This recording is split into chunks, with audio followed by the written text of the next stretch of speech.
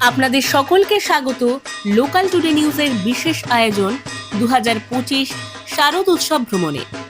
শারদীয় উৎসব মানেই খাওয়া দাওয়া, অনাবিল আনন্দ, ভক্তি আর শিল্পকলা কারুকার্যের এক মহামিলন উৎসব। আজ আমরা হাজির হয়েছি আচার্য প্রফুল্লচন্দ্র সমবায় উপনিবেশ সমিতির প্যান্ডেলে, যেখানে এবারের বিশেষ থিম বার্সেলোনার সাগ্রাদা ফ্যামিলিয়া। তো চলুন আপনারাও সামিল হয়ে যান আমাদের আজকের এই যাত্রায়। নমস্কার। আপনার নাম কি? আমি সৈকত চক্রবর্তী, পুজো কমিটির অন্যতম সদস্য। আপনাদের এই ক্লাবের সম্পর্কে কিছু বলুন।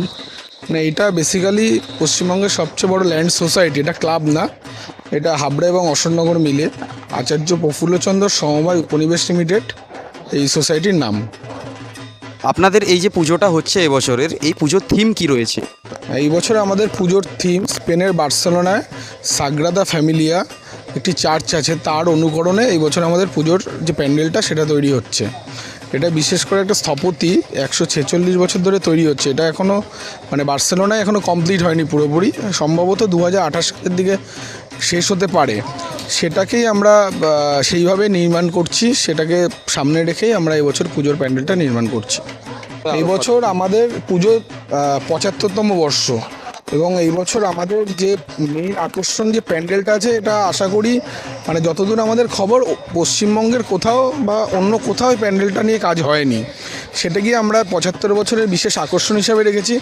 এবং তার সাথে যে আছে আমাদের লাইটিং, অসাধারণ লাইটিং আছে, 3D অ্যান্ড সাউন্ড শো হবে প্যান্ডেলের।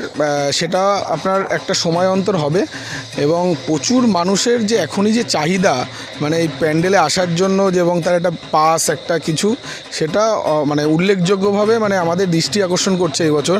এবং আশা করি এই বছর আমরা মানে এত অঞ্চলে সমগ্র জেলার বুকে অন্যতম শ্রেষ্ঠ পুজো হিসাবে আমরা নির্বাচিত হব, এই আশাই আমরা রাখি।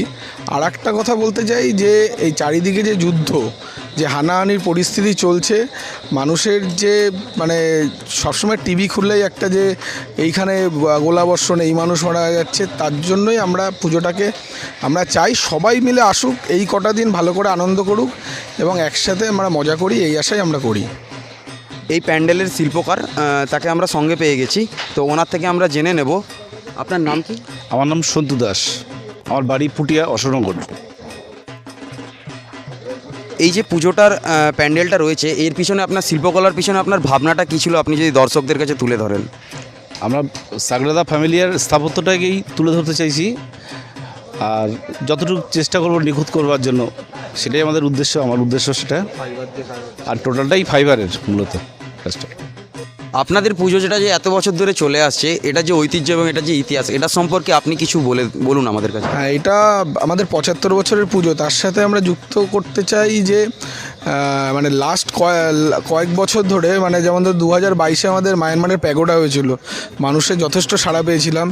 2023 সালে হয়েছিল মানে ডিজনিল্যান্ড, এটা আমাদের কলকাতার একটি বড় ক্লাবও করেছিল, এবং তার সাথে তুলনামূলক পর্যায়ে মিডিয়া নিয়ে গেছিলো কিছু মিডিয়া, এবং প্রচুর লোক হয়েছিল, মানে রাত 3টে অবধি মানে অগণিত মানুষের ভিড়।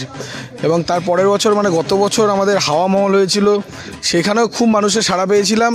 এবং আশা করি এই বছর তো সমস্ত কিছু ছাপিয়ে যাবে, এবং 75 বছরের পুজো একটা অন্যতম আবেগ আছে, ভালোবাসা আছে, এবং সেই সাথে মানুষের একটা মানে এই পুজোকে তাড়াতাড়ি দেখার যে আগ্রহ, সেটাও আমরা দেখতে পাচ্ছি, শুনতে পাচ্ছি।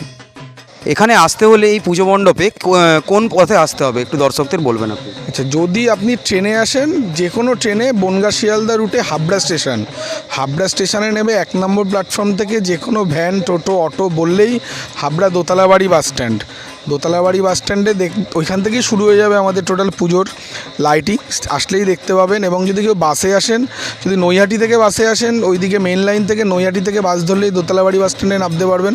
হাবড়া নৈহাটি 73 বাস ধরতে হবে। এবং এই পাশ থেকে যদি আপনি কলকাতার দিক থেকে বাসে আসেন, যে কোনো বাসে হাবড়া অশোকনগরের বাস ধরলে হাবড়া এসে 1 নম্বর গেট বা 2 নম্বর গেটে নামলেই, যে কাউকে বললেই ওইখান থেকে আমাদের প্যান্ডেলের গেট বা অন্যান্য জিনিসপত্র সবার কাছে শুনতে পাবে এবং আসতে পারবেন।